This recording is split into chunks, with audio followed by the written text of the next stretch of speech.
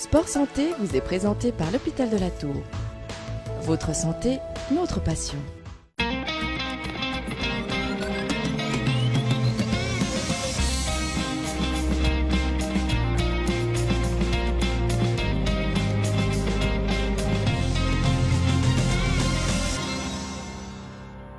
Salut à tous, bienvenue, merci d'être avec nous dans ce magazine Sport Santé. Aujourd'hui, on parle blessures et bien entendu prévention liée à la course à pied sur route et également au trail. Le trail, entendez par là la course longue distance en terrain varié. Tout de suite, des explications en compagnie du physiothérapeute et docteur en sciences du sport, François Fourchet. Alors vous avez raison de préciser qu'il y a bien des blessures sur la course sur route et des blessures sur le trail. Alors en course sur route, classiquement, dans la littérature, surtout anglo-saxonne, ce sont des pathologies de surmenage. C'est-à-dire on va surmener ses tendons, les tendinopathies, on va surmener ses articulations, les syndromes fémoro-patellaires au niveau du genou. On peut surmener ses os également, donc c'est les fractures de fatigue. Et puis au niveau du trail, on va avoir un peu les mêmes pathologies. Et puis aussi des pathologies plus spécifiques qui sont liées au dénivelé qu'on a dans le trail, les montées, les descentes, qui sont liées aussi à la surface sur laquelle on court, la forêt, des surfaces glissantes, etc. Donc là, on va voir arriver un peu de pathologie aussi traumatique. On se fait des entorses en trail, on se fait des choses comme ça, qu'on se fait quand même très très rarement sur de la course sur route.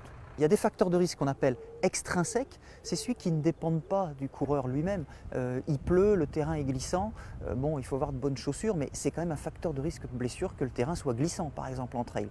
Par contre, plus intéressant pour nous en prévention sont les facteurs de risque intrinsèques, c'est-à-dire ceux qui dépendent du sujet lui-même. Quelqu'un va être trop raide ou trop faible ou va avoir une bascule du bassin, et ça c'est quelque chose, si on arrive à le déceler en amont, on va pouvoir travailler en prévention pour éviter les blessures, ou si malheureusement on est en contact simplement avec le sportif blessé, on va traiter sa blessure, mais on va également regarder les facteurs de risque pour qu'il n'y ait pas à nouveau une blessure similaire la prochaine fois.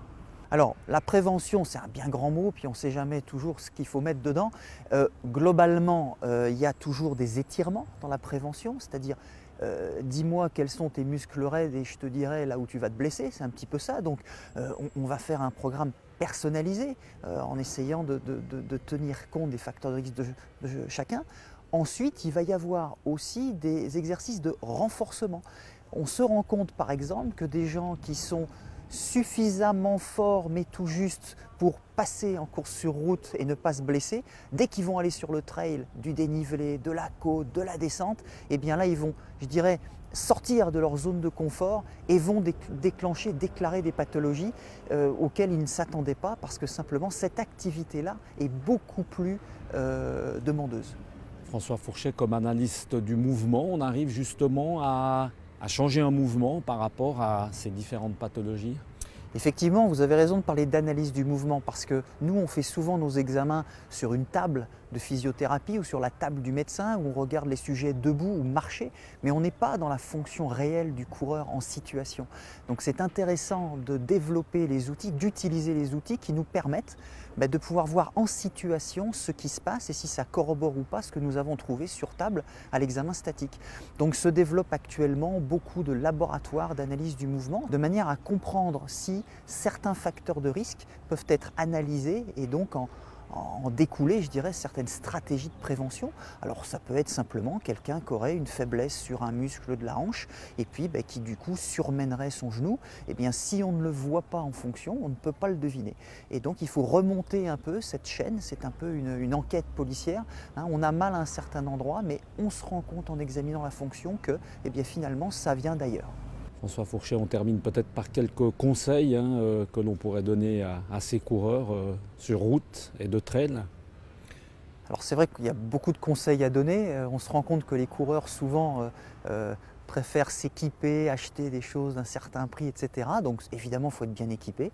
Mais il faut également penser à son corps, à soi-même, donc s'étirer correctement. Il y a toujours un débat sur les étirements. C'est important de s'étirer un petit peu après une bonne séance, et puis quand même faire un petit peu d'exercice type gainage, préparation physique générale, faire un entraînement un petit peu varié, ne pas seulement courir, et c'est comme ça qu'on développe des qualités physiques qui permettent de courir longtemps.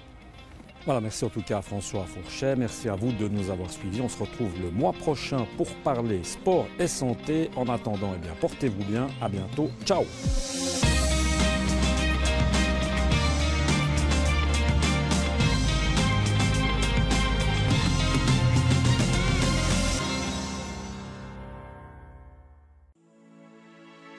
Sport Santé vous a été présenté par l'Hôpital de la Tour.